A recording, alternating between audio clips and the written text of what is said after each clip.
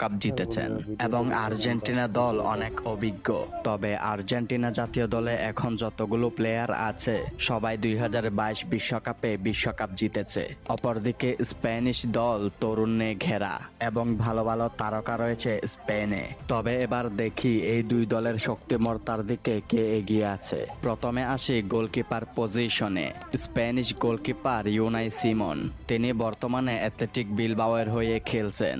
অপরদিকে আর্জেন্টিনার গোলরক্ষক এমিলিয়ানো মার্তিনেজ, তিনি বর্তমানে অ্যাস্টন ভিল্লার হয়ে খেলছেন। তবে জোর গুঞ্জন আছে তিনি ম্যানচেস্টার ইউনাইটেডে পাড়ি জমাতে পারেন। এই দুইজন গোলকিপারের থেকে অবশ্যই এমিলিয়ানো মার্তিনেজ এগিয়ে থাকবে। এরপরে আসে ডিফেন্স লাইনে। ডিফেন্স লাইনে স্পেনের কাছে আছে পাও কোবার্সি, ডিন হুইসেন, ডানি কারবাহাল, মার্ক কুরকুরেলা। পুরো তরুণে ঘেরা একটি ডিফেন্স লাইন যারা বর্তমানে ইউরোপ কাঁপাচ্ছে।